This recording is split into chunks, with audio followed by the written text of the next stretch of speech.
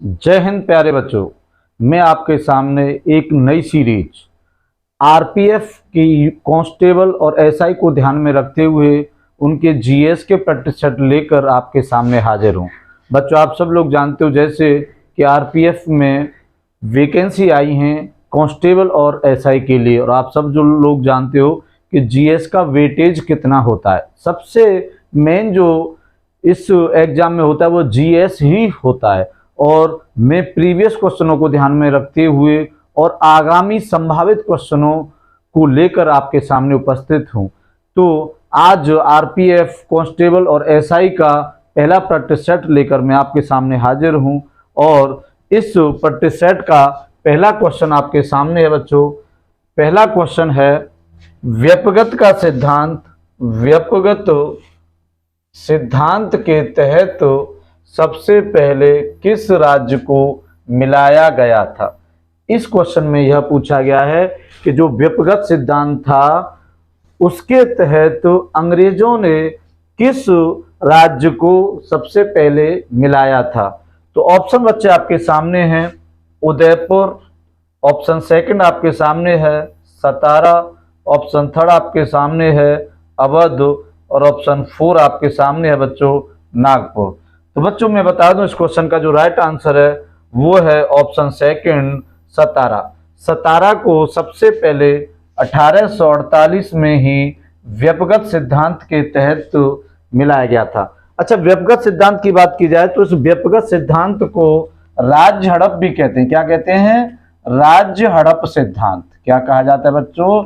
इसको राज्य हड़प सिद्धांत भी कहा जाता है। और मेरे प्यारे बच्चों मैं आपको बता दूं, राज्य हड़प सिद्धांत या राज्य हड़प नीति या व्यपगत सिद्धांत जो था वह मेरे बच्चों लॉर्ड डलहौजी का था। किसका था? लॉर्ड डलहौजी ही इस सिद्धांत को लेकर आया था, और सबसे पहले 1848 में सतारा को ही इस सिद्धांत के तहत अंग्रेजों ने अपने साम्राज्य में मिला लिया था।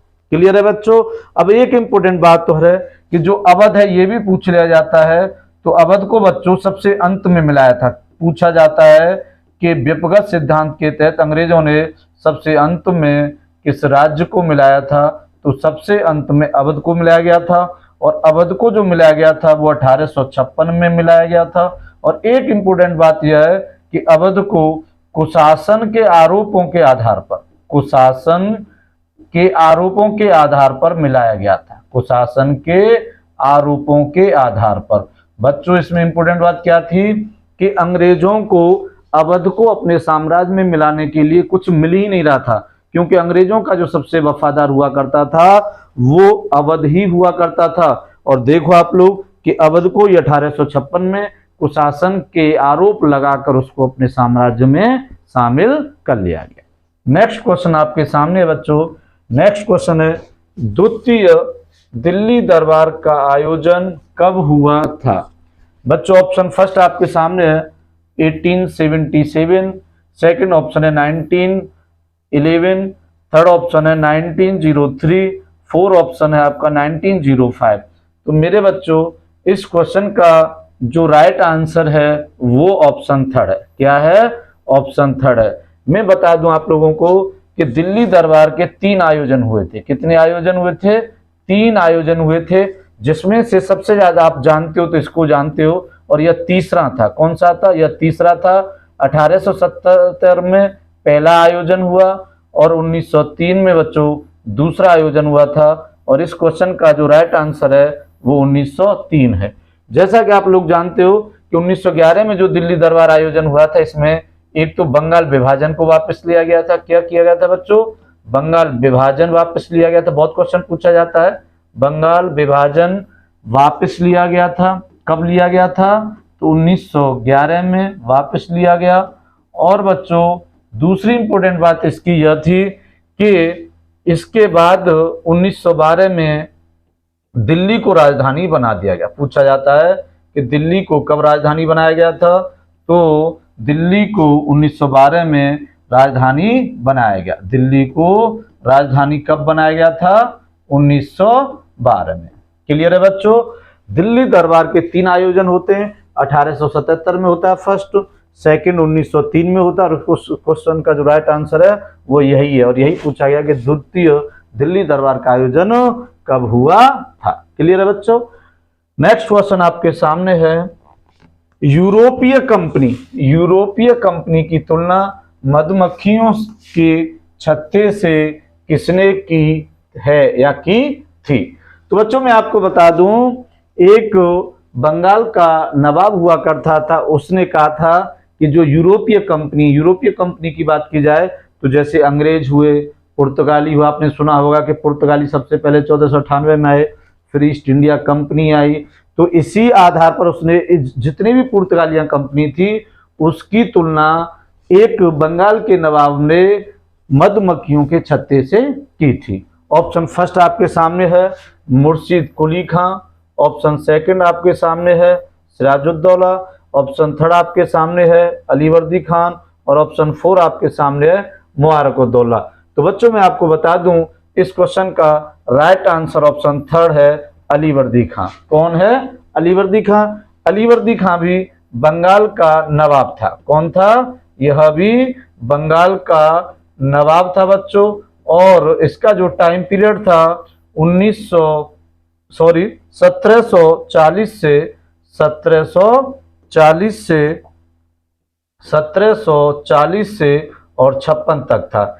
इसके बाद ही सिराजुद्दौला बंगाल का नवाब बनता है। अलीवर्दी खान ने कहा था कि जो यूरोपीय कंपनी है ये मधुमक्खी के छत्ते से कम नहीं। कहने का मतलब यह था कि आप इनको छेड़ो मत, अगर नहीं छेड़ोगे तो ये शहद देती रहेंगी, और अगर इन्हें छेड़ोगे तो ये काट जाएंगे। कहने का मतलब था कि ये कुछ न कुछ आपको नुकसान पहुंचाएंगे। क्लियर है बच्चों। इस क्वेश्चन का राइट आंसर ऑप्शन थर्ड है। मुर्शिद कुली खां की बात की जाए तो यह बंगाल का प्रथम नवाब था। क्लियर है बच्चों। कौन था? बंगाल का प्रथम नवाब कौन था? तो मुर्शिद कुली खां था। क्लियर है बच्चों। और सिराजुद्दौला आप सब लोग जानते हो कि जो प्लासी का युद्ध लड़ा गया था उस समय बंगाल का नवाब कौन था? तो प्लासी के युद्ध के समय बंगाल का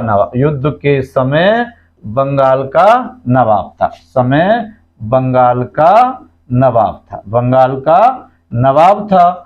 और बच्चों अगर बात की जाए तो इसमें एक ऑप्शन और है मुबारकुद्दौला। तो यह बंगाल का अंतिम नवाब था। इसके बाद कोई भी नवाब बंगाल का नहीं हुआ। बंगाल का अंतिम नवाब कौन था? तो अंतिम नवाब जो था वो बच्चों मुबारकुद्दौला था। और इस क्वेश्चन का राइट आंसर ऑप्शन थर्ड है। नेक्स्ट क्वेश्चन की बात की जाए तो आपके सामने बच्चों बंगाल का उप दीवान कौन था? ऑप्शन फर्स्ट है मोहम्मद राजा खान, ऑप्शन सेकंड है राय दुर्लभ राय, ऑप्शन थर्ड है राजा सितब राय, और ऑप्शन 4 है इनमें से कोई नहीं। तो मेरे प्यारे बच्चों इस क्वेश्चन का राइट आंसर मोहम्मद रजा खान है, जो बंगाल के उप दीवान थे। क्लियर है बच्चों। अब इनकी बात की जाए तो राय दुर्लभ भी रहे, राय दुर्लभ उप दीवान रहे। उड़ीसा के उप दीवान कहाँ के थे? ये उड़ीसा के उप दीवान थे। और अगर बात की जाए राजा सितब राय तो ये बच्चों बिहार के उप दीवान थे। कहाँ के थे? ये बिहार के उप दीवान थे। क्वेश्चन बहुत पूछा जाता है, यह प्रीवियस जो आपके रेलवे के पहले एग्जाम हुए उनमें यह क्वेश्चन पूछा गया है। क्लियर है बच्चों। अब अगर बात की जाए तो नेक्स्ट क्वेश्चन आपके सामने है, खेतड़ी की खान किसके लिए प्रसिद्ध है? ऑप्शन फर्स्ट है बच्चों लोहास के लिए, ऑप्शन सेकंड है तांबा के लिए, ऑप्शन थर्ड है जस्ता के लिए, और ऑप्शन 4 है बॉक्साइट के लिए। तो बच्चों मैं आपको बता दूं इस क्वेश्चन का जो राइट आंसर है वो है सेकंड, ऑप्शन सेकंड तांबा। जो खेतड़ी की खान है बच्चों यह राजस्थान में पड़ती है। कहां पर? राजस्थान के झुंझुनू के पास ही पड़ती है। क्लियर है। राजस्थान में खेतड़ी की खान पड़ती है जो तांबे के लिए फेमस है। क्लियर है बच्चों। अब अगर बात की जाए तो नेक्स्ट क्वेश्चन आपके सामने है, निम्नलिखित में से कौन सुमेलित नहीं है? ऑप्शन फर्स्ट है विशाखापट्टनम, ये एक प्राकृतिक बंदरगाह है। ऑप्शन सेकंड है पारादीप, ये एक लेगुन बंदरगाह है। ऑप्शन थर्ड हल्दिया, ये नदमुख बंदरगाह है। ऑप्शन 4 कांडला नदमुख बंदरगाह है। तो बच्चों इस क्वेश्चन का राइट आंसर ये कांडला, ऑप्शन 4 है कांडला। क्वेश्चन आपने पढ़ा, निम्नलिखित में से कौन सुमेलित नहीं है। बच्चों हमेशा नहीं पर ध्यान देना है, सुमेलित नहीं है तो कांडला नदमुख बंदरगाह नहीं है। कांडला मेरे प्यारे बच्चों एक ज्वारीय बंदरगाह है। कैसा बंदरगाह है? कांडला एक ज्वारीय बंदरगाह है। क्लियर है बच्चों? कैसा बंदरगाह है? ज्वारीय बंदरगाह है। क्लियर है? और आप सब लोग जानते हो कि कांडला जो बंदरगाह है यह गुजरात में पड़ता है। कहां पर? गुजरात में पड़ता है। और कांडला बंदरगाह का एक और नाम है, वो है श्यामा प्रसाद मुखर्जी बंदरगाह। श्यामा प्रसाद मुखर्जी बंदरगाह। श्यामा प्रसाद मुखर्जी बंदरगाह कांडला का दूसरा नाम है। क्लियर है? श्यामा प्रसाद मुखर्जी बंदरगाह किसका नाम है?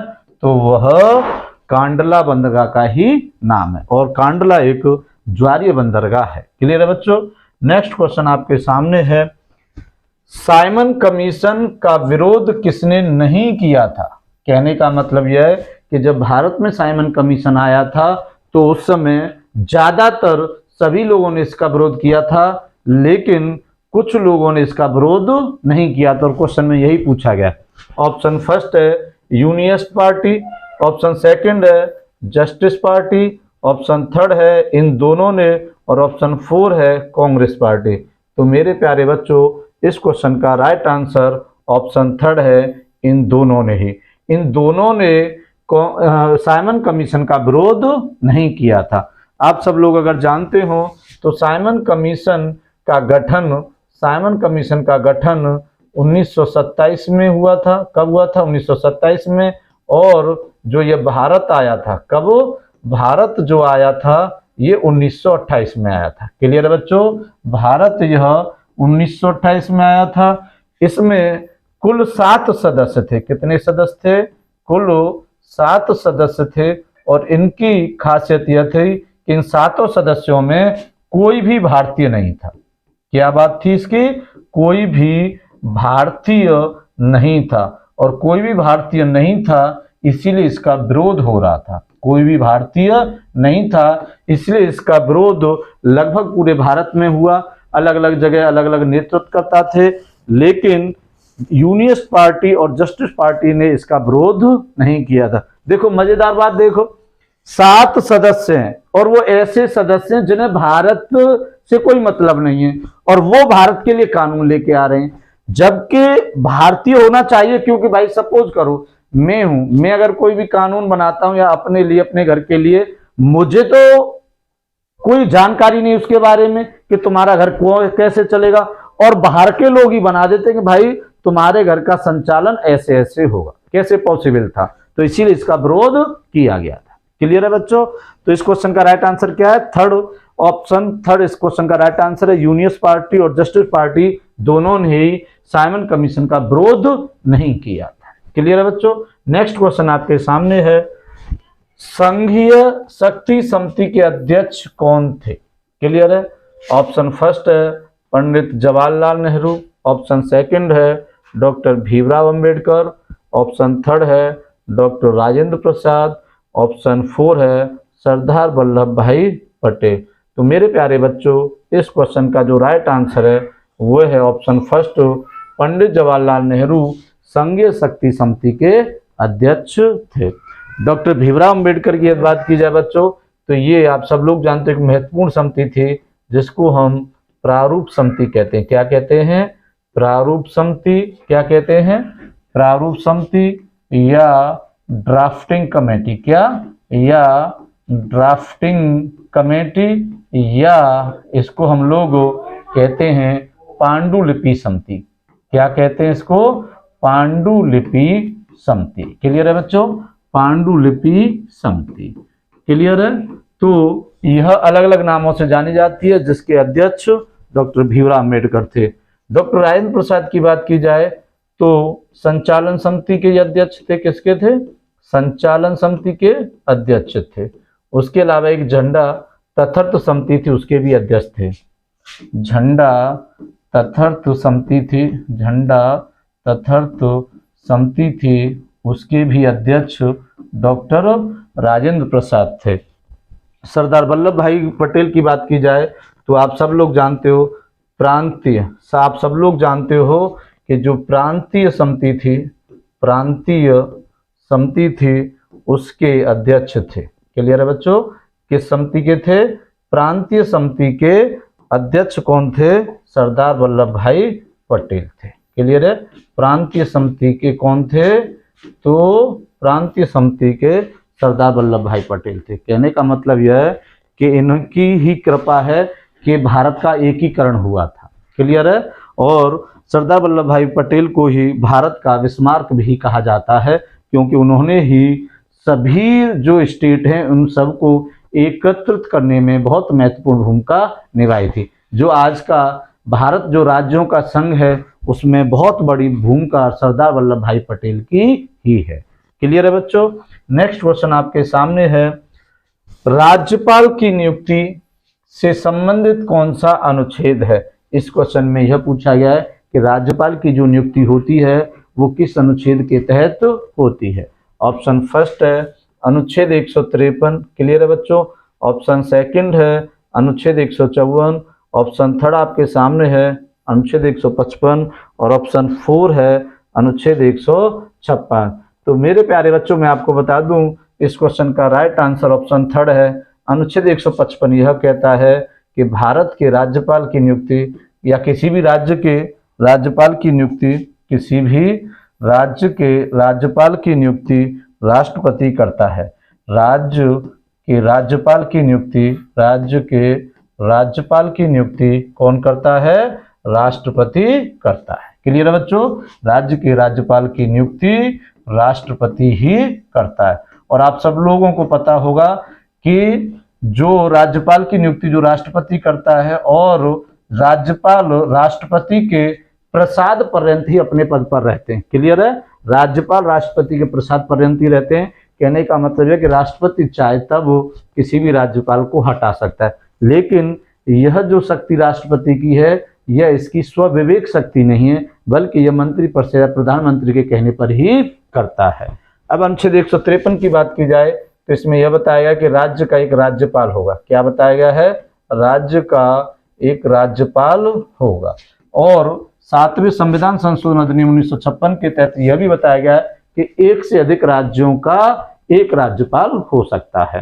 अनुच्छेद 154 की बात की जाए तो यह राज्य की कार्यपालिका का प्रमुख होता है। क्या होता है? राज्य की कार्यपालिका का प्रमुख होता है। राज्य की कार्यपालिका का प्रमुख होता है। क्लियर है बच्चों? अगर बात की जाए अनुच्छेद 156 की तो ये राज्यपाल की पदावधि से संबंधित है। ये किससे संबंधित है? राज्यपाल की पदावधि से संबंधित है। क्लियर है बच्चों? नेक्स्ट क्वेश्चन की बात की जाए तो आपके सामने है, राष्ट्रपति के निर्वाचन की शक्ति किस देश के संविधान से ली गई है? मेरे बच्चों कहने का मतलब यह है कि जो राष्ट्रपति का जो निर्वाचन होता है वह किस देश से लिया गया, जो इसकी जो निर्वाचन की व्यवस्था है हमारे देश में हमारे राष्ट्रपति की, तो वह किस देश से ली गई है। ऑप्शन फर्स्ट आपके सामने है आयरलैंड से, ऑप्शन सेकंड आपके सामने है ऑस्ट्रेलिया से, ऑप्शन थर्ड आपके सामने अमेरिका से और ऑप्शन 4 आपके सामने है ब्रिटेन से। तो मेरे प्यारे बच्चों इस क्वेश्चन का राइट आंसर ऑप्शन फर्स्ट है, आयरलैंड से राष्ट्रपति के निर्वाचन की शक्ति ली गई है। और आयरलैंड की एक और खासियत है, आप सब लोग जानते होंगे कि जो नीति निर्देशक तत्व हैं, क्या हैं? जो नीति निर्देशक तत्व हैं ये भी आयरलैंड से लिए गए। क्लियर है बच्चों? नीति निर्देशक तत्व कहाँ से लिए गए हैं? आयरलैंड से लिए गए। एक खासियत और है आयरलैंड के संविधान से कि राष्ट्रपति द्वारा 12 व्यक्तियों का मनोनयन राज्यसभा में 12 व्यक्तियों का मनोनयन जो है, ये मनोनीत होना जो होता है, मनोनीत राष्ट्रपति द्वारा 12 व्यक्तियों का मनोनीत करना भी कहाँ से लिया गया है? वो भी आयरलैंड से लिया गया है। क्लियर है बच्चों?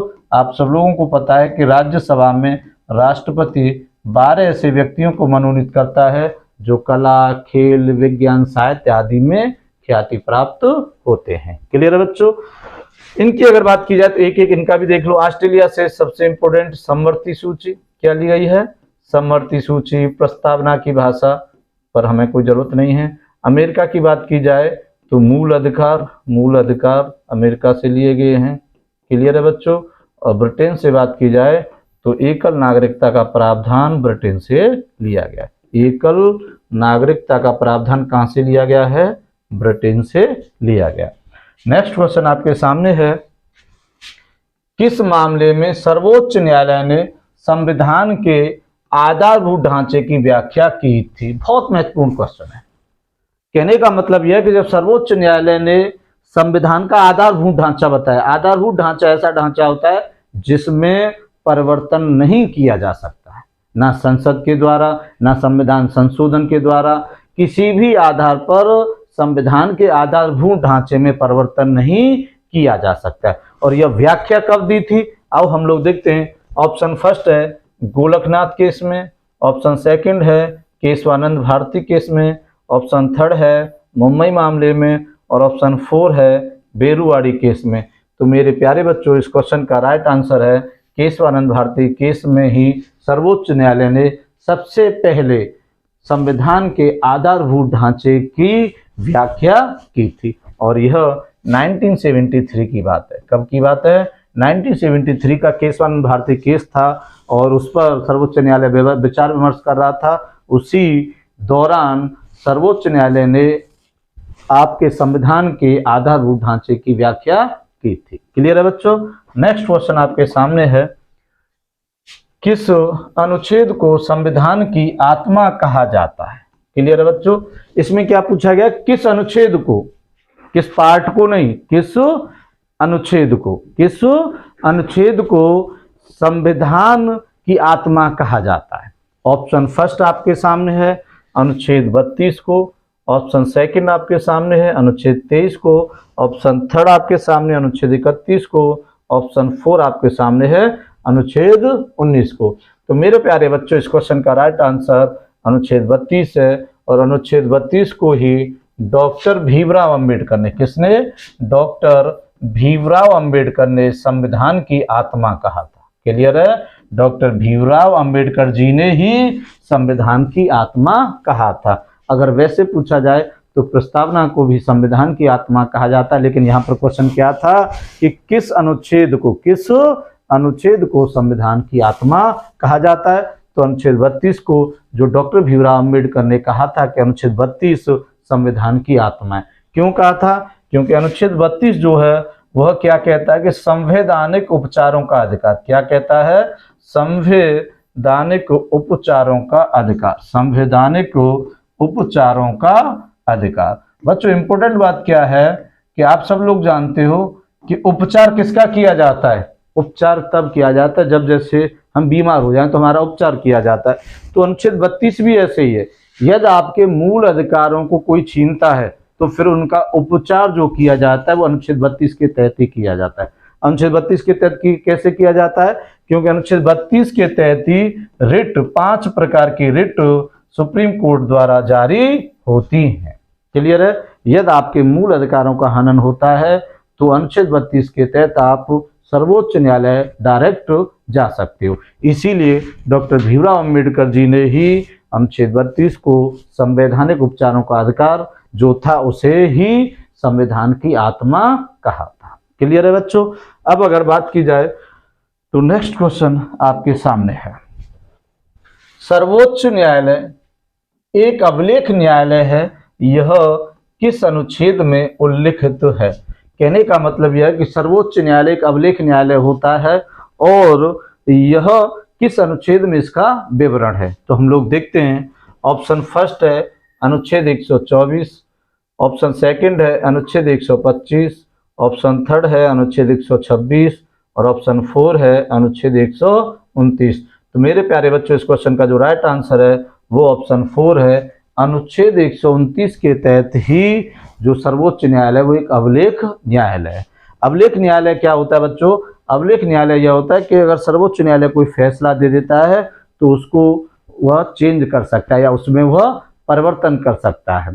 उसके अलावा दूसरा यह होता है कि जो सर्वोच्च न्यायालय ने किसी केस के बारे में जो फैसला दे दिया, उसके आधार पर ही सर्वोच्च न्यायालय के जो फैसला दिया था उसके आधार पर ही आपके उच्च न्यायालय और अधीनस्थ न्यायालय भी फैसला दे सकते हैं। कहने का मतलब यह है कि यदि किसी केस में सर्वोच्च न्यायालय ने अगर किस सजा दे दी है तो उच्च न्यायालय और अधीनस्थ न्यायालय भी इस बात के लिए बाध्य हैं कि वो उसी सजा के लिए, उसी जो दंड किया है उसके लिए उसी सजा का प्रावधान होगा। क्लियर है बच्चों? इसलिए सर्वोच्च न्यायालय को एक अभिलेख न्यायालय कहा जाता है। अब अगर बात की जाए तो अनुच्छेद 124 जो है वह सर्वोच्च न्यायालय से ही संबंधित है कि एक देश का एक सर्वोच्च न्यायालय होगा। क्लियर है बच्चों? देश का एक सर्वोच्च न्यायालय होगा। यदि बात की जाए अनुच्छेद 125 की तो ये सर्वोच्च न्यायालय के न्यायाधीशों के वेतन से संबंधित है। किससे संबंधित है? न्यायाधीशों के वेतन से संबंधित है। क्लियर है? न्यायाधीशों के वेतन से संबंधित है। क्लियर है? अब अगर बात की जाए तो अनुच्छेद जो 126 है यह कार्यकारी न्यायाधीश की नियुक्ति से संबंधित है। कार्यकारी न्यायाधीश की नियुक्ति से संबंधित है। क्लियर है बच्चों? कार्यकारी न्यायाधीश की नियुक्ति से संबंधित है। क्लियर है बच्चों? नेक्स्ट क्वेश्चन आपके सामने है, पाक स्टेट किन देशों के मध्य है? पाक स्टेट किन देशों के मध्य है? ऑप्शन फर्स्ट है भारत व पाकिस्तान, ऑप्शन सेकंड है भारत व श्रीलंका, ऑप्शन थर्ड है भारत व चीन और ऑप्शन 4 है शून्य रेखा। तो मेरे प्यारे बच्चों, भारत व श्रीलंका के मध्य पाक स्टेट है। पाक स्टेट में आपको बता दूं बच्चों कहां पर है। पाक स्टेट जो है आप सब लोग जानते हो कि यहाँ पर ये श्रीलंका है। क्या है? ये श्रीलंका है। क्या है? ये श्रीलंका है। और ये आपका भारत है, आप सब लोग जानते हो, ये आपका भारत है। तो इन जो देशों के मध्य, इन देशों के मध्य इसको जो जोड़ती है वो पाक स्टेट ही जोड़ती है। क्लियर है बच्चों? पाक स्टेट कहां पर है? भारत व श्रीलंका के मध्य स्थित है। अब अगर बात की जाए तो भारत व पाकिस्तान के मध्य रेड क्लिफ रेखा है। कैसी रेखा है? रेड क्लिफ रेखा है। रेड क्लिफ रेखा है बच्चों। और अगर बात की जाए भारत व चीन के मध्य तो मेक मोहन रेखा है। मेक मोहन रेखा है। क्लियर है? मेक मोहन रेखा है। और अगर शून्य रेखा की बात की जाए तो यह भारत व बांग्लादेश के मध्य है। किसके मध्य है? भारत व बांग्लादेश के मध्य। इस क्वेश्चन का राइट आंसर ऑप्शन सेकंड है। क्लियर है बच्चों? नेक्स्ट क्वेश्चन आपके सामने है, भारत तथा पाकिस्तान के मध्य सीमा रेखा एक उदाहरण है। ऑप्शन फर्स्ट है अध्यारोपित सीमा का, ऑप्शन सेकंड है पूर्ववर्ती सीमा का, ऑप्शन थर्ड है अवशिष्ट सीमा का और ऑप्शन 4 है परवर्ती सीमा का। तो मेरे प्यारे बच्चों, इस क्वेश्चन का जो राइट आंसर है ऑप्शन फर्स्ट है अध्यारोपित सीमा का। किस सीमा का? अध्यारोपित सीमा का। अध्यारोपित सीमा क्या होती है? अध्यारोपित सीमा यह होती है कि पहले से ही किसी के द्वारा निर्धारित कर दी गई हो। कहने का मतलब यह है कि जब भारत आजाद हुआ था तो उस समय ही अंग्रेजों ने भारत व पाकिस्तान के मध्य एक सीमा रोपित कर दी थी। इसी ही सीमा को अध्यारोपित कहा जाता है। कहने का मतलब यह कि भारत व पाकिस्तान दोनों ने अपनी इच्छा से सीमा का निर्धारण नहीं किया था, बल्कि यह अंग्रेजों के द्वारा थोपी गई थी। क्या की गई थी? अंग्रेजों के द्वारा यह थोपी गई थी। और ऐसी रेखा को ही अध्यारोपित सीमा या अध्यारोपित रेखा कहा जाता है। क्लियर है बच्चों? तो ऑप्शन फर्स्ट इस क्वेश्चन का राइट आंसर है। नेक्स्ट क्वेश्चन की बात की जाए, किन्हीं दो पर्वत श्रेणियों के मध्य कश्मीर घाटी स्थित है। बहुत क्वेश्चन पूछा जाता है घाटियों से संबंधित। कश्मीर घाटी किन किन के मध्य है? तो ऑप्शन फर्स्ट है लद्दाख व जोस्कर के मध्य, ऑप्शन सेकंड है ब्रत हिमालय व पीर पंजाल के मध्य, ऑप्शन थर्ड है बच्चों काराकोरम व लद्दाख के मध्य, ऑप्शन 4 है ब्रत हिमालय व जोस्कर के मध्य। तो मेरे प्यारे बच्चों, इस क्वेश्चन का जो राइट आंसर है वह है ब्रत हिमालय व पीर पंजाल के मध्य जो रेखा है वह जो कश्मीर घाटी है। क्लियर है? कौन सी घाटी स्थित है? कश्मीर घाटी, वृत हिमालय व पीर पंजाल के मध्य स्थित है। और इस क्वेश्चन का राइट आंसर ऑप्शन सेकंड है। क्लियर है बच्चों। नेक्स्ट क्वेश्चन की बात की जाए तो आपके सामने है ऋग्वेद है, ऋग्वेद है पूछा गया है। ऑप्शन फर्स्ट है स्तोत्रों का संकलन, ऑप्शन सेकंड है कथाओं का संकलन, ऑप्शन थर्ड है शब्दों का संकलन और ऑप्शन फोर है युद्ध का ग्रंथ। तो मेरे प्यारे बच्चों इस क्वेश्चन का राइट आंसर ऑप्शन फर्स्ट है स्तोत्रों का संकलन। ऋग्वेद की बात की जाए तो हम सब लोग जानते हैं कि सबसे पुराना वेद कौन सा है, ऋग्वेद। सबसे पुराना वेद कौन सा है, ऋग्वेद है। क्लियर है बच्चों, सबसे पुराना वेद ऋग्वेद है। इसके अलावा इसमें कितने मंडल हैं, तो इसमें 10 मंडल हैं। कितने मंडल हैं, 10 मंडल हैं। ऋग्वेद के मंत्रों का उच्चारण करने वाला जो पुरोहित होता है, ऋग्वेद के मंत्रों का उच्चारण कराने वाला जो पुरोहित होता है वो कौन सा होता है, होता है। क्लियर है बच्चों, कौन सा होता है, होता है जो ऋग्वेद के मंत्रों का उच्चारण कराता है। क्लियर है।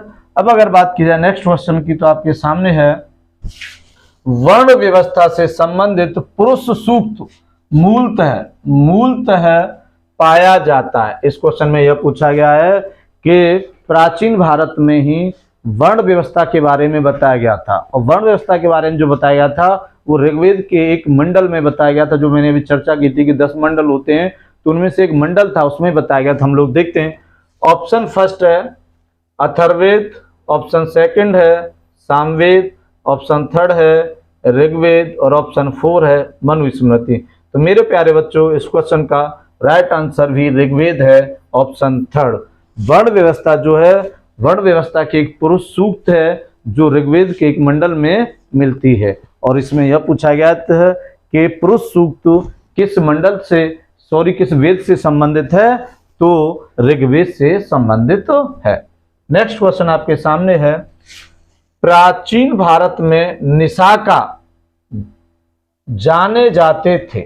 इस क्वेश्चन में क्या पूछा गया है कि जो निशाका होते थे, क्या निशाका जो होता था वो क्या होता था। ऑप्शन फर्स्ट है स्वर्ण आभूषण, ऑप्शन सेकंड है तांबे के सिक्के, ऑप्शन थर्ड है चांदी के सिक्के और ऑप्शन 4 है गाय। निशाका किसको कहा जाता था, स्वर्ण आभूषण को कहा जाता था, या तांबे के सिक्कों को कहा जाता था, या चांदी के सिक्के को, या गाय को।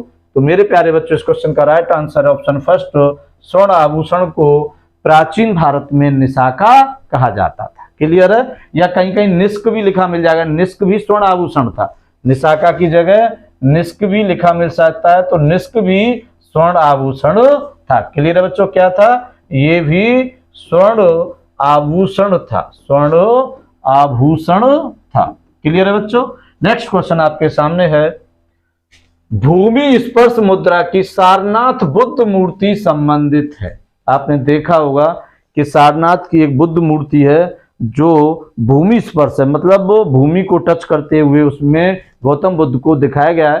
तो वह यह पूछा जा रहा है कि जो भूमि स्पर्श मुद्रा की जो सारनाथ बुद्ध मूर्ति थी वो किस वंश से संबंधित थी। ऑप्शन फर्स्ट है मौर्य काल से, ऑप्शन सेकंड है शुंग काल से, ऑप्शन थर्ड है बच्चों कुषाण काल से और ऑप्शन 4 है गुप्त काल से। तो मेरे प्यारे बच्चों इस क्वेश्चन का राइट आंसर ऑप्शन 4 है, गुप्त काल से ही संबंधित है। भूमि स्पर्श मुद्रा की जो सारनाथ बुद्ध मूर्ति है वह गुप्त काल वंश से संबंधित है। क्लियर है बच्चों।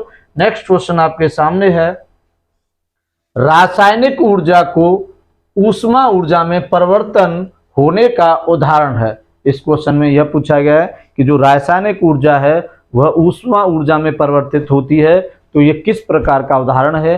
तो हम लोग देखते हैं। ऑप्शन फर्स्ट है सितार, ऑप्शन सेकंड है विद्युत मोटर, ऑप्शन थर्ड है कोयला का जलना और ऑप्शन 4 है विद्युत सेल। तो मेरे प्यारे बच्चों इस क्वेश्चन में यह पूछा गया है कि रासायनिक ऊर्जा से ऊष्मा ऊर्जा जो परिवर्तित होती है इनमें से किसके माध्यम से होती है या कैसे होती है। तो मेरे प्यारे बच्चों इस क्वेश्चन का राइट आंसर है ऑप्शन थर्ड कोयला का जलना। कोयला का जलना रासायनिक ऊर्जा को ऊष्मा ऊर्जा में परिवर्तित करता है। अगर बच्चों सितार की बात की जाए तो सितार तो आप सब लोग जानते हो, सितार को बजाते हो आप, तो बजाने से पहले आप अपना हाथ ही तो चलाते हो। हाथ क्या होता है? हाथ यांत्रिक ऊर्जा होती है, और यांत्रिक ऊर्जा वो किस में परिवर्तित होती है? आपने ध्वनि तो सुनते हो आप लोग, तो इस सितार के द्वारा क्या होता है?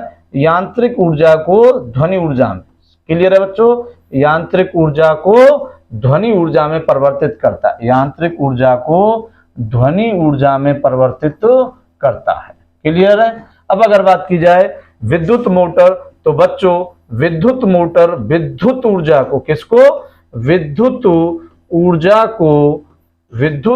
को यांत्रिक ऊर्जा में परिवर्तित करती है। किसमें परिवर्तित करती है? विद्युत ऊर्जा को यांत्रिक ऊर्जा में परिवर्तित करती है। कोयला का जलना मैं आपको बता चुका हूं, रासायनिक ऊर्जा को ऊष्मा, और विद्युत सेल की बात की जाए तो यह बच्चों रासायनिक ऊर्जा को, किसको? रासायनिक ऊर्जा को विद्युत ऊर्जा में परिवर्तित करती है, रासायनिक ऊर्जा को विद्युत ऊर्जा में परिवर्तित करती है, विद्युत ऊर्जा में परिवर्तित करती है। नेक्स्ट क्वेश्चन आपके सामने है बच्चों, निम्नलिखित में से कौन सुमेलित नहीं है? हमेशा में नहीं पर ध्यान देना, मैं आपको कई बार बता चुका हूं कि क्वेश्चन नहीं है, हम लोग क्वेश्चन जानते हैं, लेकिन एग्जाम हॉल से निकलने के बाद हम लोगों को लगता है कि हमने बहुत बड़ी गलती कर दी, और उसके पीछे रीजन यही होता है कि हम क्वेश्चन को ध्यान से नहीं पढ़ पाते। आप सब लोगों के साथ ऐसा हुआ होगा। नेक्स्ट देखिए, आपका ऑप्शन क्या है? नाथुला दर्रा सिक्किम में है, जोजिला दर्रा जम्मू कश्मीर में है, नीति दर्रा उत्तराखंड में है, और सिपकीला दर्रा हिमाचल प्रदेश में। इस क्वेश्चन में पूछा गया नहीं है।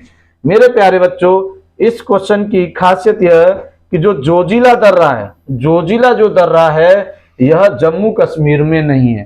पहले तो जम्मू कश्मीर एक ही राज्य हुआ करता था, तो पहले तो इसका ये राइट आंसर सही हो जाएगा। जम्मू कश्मीर पहले तो सही था, पहले तो सही है, पहले अगर सही है ये क्वेश्चन, लेकिन वर्तमान में ये क्वेश्चन गलत है। वर्तमान में गलत क्यों है? कि जोजिला जो दर्रा है वो अब लद्दाख में है। कहां पर है? लद्दाख में स्थित है, क्लियर है बच्चों, लद्दाख में स्थित है। पहले जोजिला दर्रा, जब तक जम्मू कश्मीर का विभाजन नहीं हुआ था 2019 से पहले, जोजिला दर्रा का जम्मू कश्मीर क्वेश्चन राइट होता, लेकिन अब वर्तमान में जम्मू कश्मीर आप सब लोग जानते हो कि यह 2 केंद्र शासित प्रदेशों में विभाजित हो गया, जम्मू कश्मीर और लद्दाख, क्लियर है बच्चों। तो अब जोजिला दर्रा लद्दाख में पड़ता है, क्लियर है बच्चों।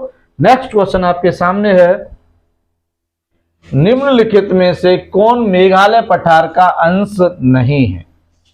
भुवन पहाड़ियां, ऑप्शन सेकंड गारो पहाड़ियां, ऑप्शन थर्ड खासी पहाड़ियां, और ऑप्शन 4 जयंती पहाड़ियां। तो मेरे प्यारे बच्चों, इस क्वेश्चन का राइट आंसर भुवन पहाड़ियां। क्या पूछा गया था? नहीं है, मेघालय पठार का अंश नहीं है। मेरे प्यारे बच्चों, मेघालय जो पठार है इसकी 3 अच्छी खासी पहाड़ियां हैं, और तीनों पहाड़ियों के नाम है गारो पहाड़ी, कौन सी? गारो पहाड़ी, दूसरी है खासी पहाड़ी, और तीसरी है जयंती पहाड़ी। बच्चों इनका क्रम और पूछ लिया जाता है, जयंतियां पहाड़ी। तो मेरे प्यारे बच्चों, मैं आपको बता दूं कि गारो, खासी, जयंतियां जो पहाड़ी हैं, ये तीनों ही जनजाति हैं। क्या हैं? ये मेघालय की जनजाति हैं। क्या है? ये जनजाति हैं मेघालय राज्य की, और उन्हीं के नाम पर ही इन पहाड़ियों के नाम रखे गए, क्लियर है। तो मेघालय पठार का अंश कौन नहीं है? तो भुवन पहाड़ी नहीं है। नेक्स्ट क्वेश्चन आपके सामने है बच्चों, वायु में ध्वनि की चाल कितनी होती है?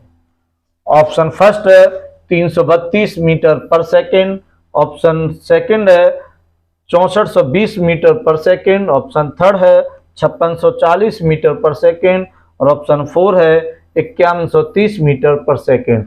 तो मेरे प्यारे बच्चों, इस क्वेश्चन का राइट आंसर ऑप्शन फर्स्ट है 332 मीटर पर सेकेंड ध्वनि की चाल वायु में होती है। आप सब लोग जानते हैं कि जो वायु की चाल होती है वो माध्यम पर निर्भर करती है, माध्यम पर निर्भर करती है।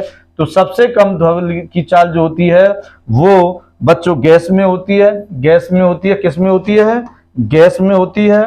गैस से ज्यादा फिर यह द्रव में होती है, और द्रव से ज्यादा ध्वनि की चाल फिर ठोस में होती है। क्लियर है बच्चों?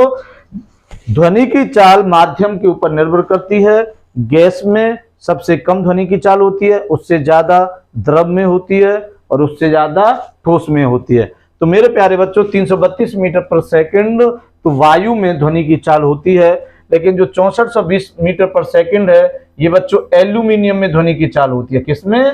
एल्यूमिनियम में ध्वनि की चाल होती है। एल्यूमिनियम में ध्वनि की चाल 6420 मीटर पर सेकंड होती है। 5640 मीटर पर सेकंड की बात की जाए बच्चों तो यह कांच में होती है। किसमें? कांच में ध्वनि की चाल 5640 मीटर पर सेकंड होती है और लगभग 5130 मीटर पर सेकंड लोहे में होती है। क्लियर है बच्चों? ध्वनि की चाल सबसे अधिक यहाँ एल्यूमिनियम में होती है, उसके बाद कांच में होती है और कांच के बाद लोहे में होती है। और मैं आपको बता चुका हूं कि सबसे कम जो ध्वनि की चाल होती है वो गैस माध्यम में होती है, उससे थोड़ी सी ज्यादा द्रव माध्यम में होती है और उससे ज्यादा ठोस माध्यम में होती है।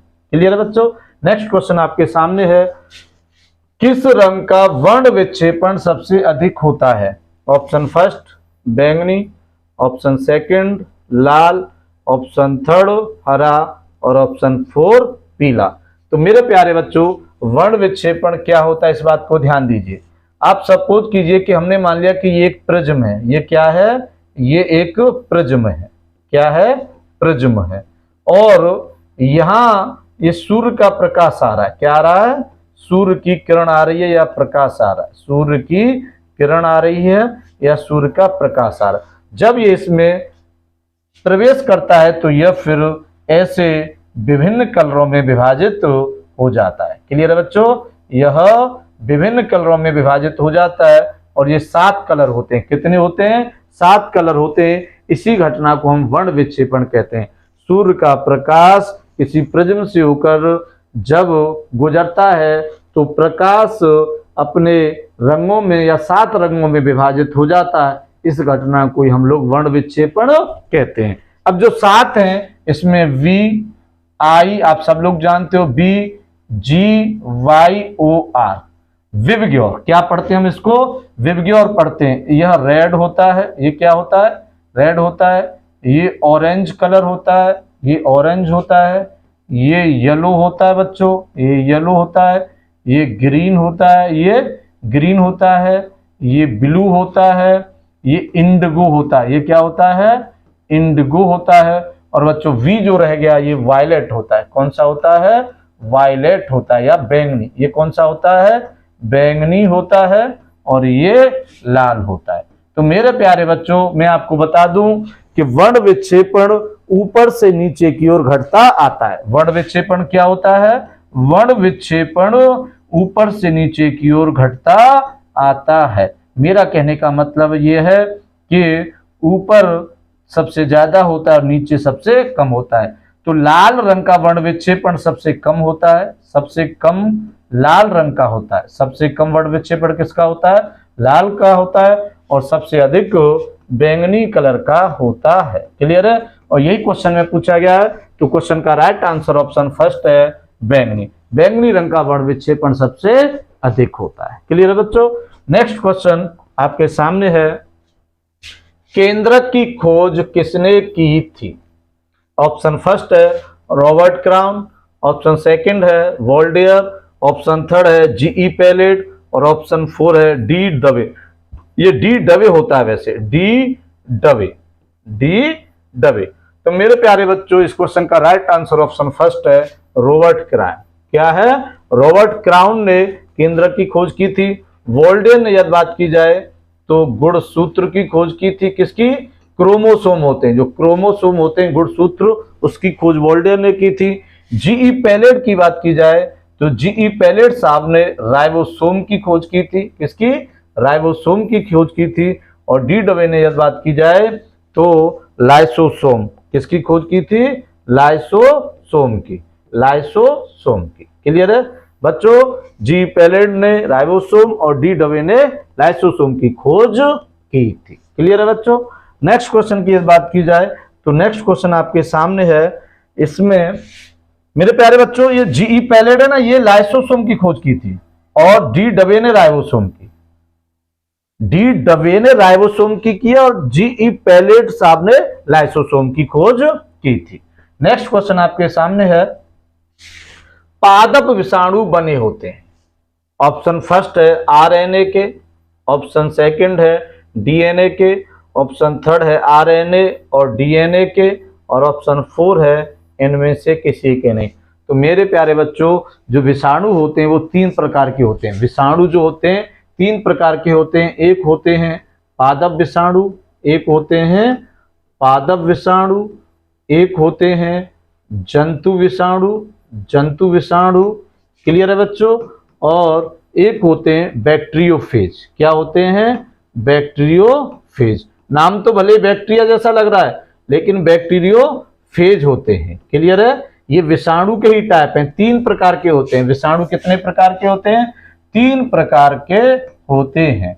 तो मेरे प्यारे बच्चों, जो पादप विषाणु होते हैं ये आरएनए के बने होते हैं, राइबो न्यूक्लिक एसिड। आरएनए की फुल फॉर्म क्या होती है? Ribo nucleic acid, ribo nucleic acid. बच्चों क्लियर है? न्यूक्लिक एसिड, क्लियर है। और डीएनए की होती है, डीएनए की होती है डीऑक्सी। क्या होती है? Deoxy ribo nucleic acid, clear है बच्चों, राइबो न्यूक्लिक एसिड, क्लियर है।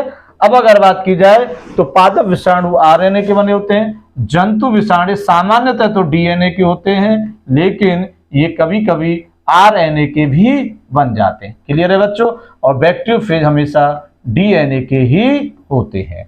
तो यहां पर क्वेश्चन क्या पूछा गया है? पादप विषाणु किससे बने होते हैं? तो ऑप्शन फर्स्ट आपका राइट आंसर है, आरएनए के ही पादप विषाणु बने होते हैं, क्लियर है। नेक्स्ट क्वेश्चन आपके सामने है बच्चों, विटामिन सी का रासायनिक नाम है। ऑप्शन फर्स्ट है थायमीन, ऑप्शन सेकंड है एस्कॉर्बिक एसिड, ऑप्शन थर्ड है टेकोफेरॉल और ऑप्शन 4 है फिलोक्विलोन। फिलोक्विलोन, क्विलोन होता है क्विलोन। अब अगर बच्चों बात की जाए तो इस क्वेश्चन का राइट आंसर ऑप्शन सेकंड है, एस्कॉर्बिक एसिड विटामिन सी का रासायनिक नाम है। अब अगर बात की जाए तो आप सब लोग जानते हो कि विटामिन सी खट्टे फलों में मुख्यतः पाई जाती है। किससे? खट्टे फलों में मुख्यतः पाई जाती है। और उसके अलावा आंवला इसका सबसे अच्छा सोर्स माना जाता है। क्या? आंवला इसका सबसे अच्छा सोर्स माना जाता है। अब अगर बात की जाए थायमीन की तो ये विटामिन बी का रासायनिक नाम है बच्चों। किसका? विटामिन बी का रासायनिक नाम है। टेकोफेरॉल की बात की जाए तो ये विटामिन ई का रासायनिक नाम है बच्चों। और फिलोक्विनोन की बात की जाए तो बच्चों ये विटामिन के का रासायनिक नाम है, क्लियर है। नेक्स्ट क्वेश्चन आपके सामने है बच्चों, किस हार्मोन को लड़ो और उड़ो हार्मोन कहते हैं? ऑप्शन फर्स्ट है कैल्सिटोनिन, ऑप्शन सेकंड है एड्रीनलिन, ऑप्शन थर्ड है थायरोक्सिन और ऑप्शन 4 है ऑक्सीटोसिन। तो मेरे प्यारे बच्चों इस क्वेश्चन का राइट आंसर है एड्रीनल हार्मोन है, जो एड्रीनल ग्रंथि से ही निकलता है। एड्रीनल ग्रंथि अधिवृक्क को हम लोग कहते हैं, एड्रीनल ग्रंथि से ही यह हार्मोन निकलता है जिसका नाम है एड्रीनलिन। इस हार्मोन को ही लड़ो और उड़ो हार्मोन कहा जाता है, क्लियर है बच्चों। नेक्स्ट क्वेश्चन आपके सामने है, निम्नलिखित में से कौन सी मिश्रित ग्रंथि है? मिश्रित ग्रंथि है। ऑप्शन फर्स्ट है पीयूष ग्रंथि, ऑप्शन सेकंड है अग्नाशय ग्रंथि, ऑप्शन थर्ड है अधिवृक्क ग्रंथि और ऑप्शन 4 है इनमें से कोई नहीं। तो मेरे प्यारे बच्चों मिश्रित ग्रंथि एक ही है और वह है ऑप्शन सेकंड अग्नाशय ग्रंथि, क्लियर है बच्चों। अग्नाशय ग्रंथि ही मिश्रित ग्रंथि है, क्लियर है।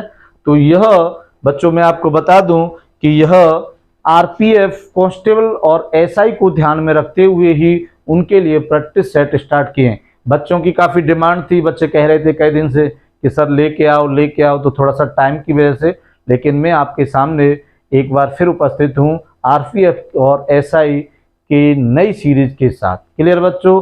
जय हिंद बच्चों।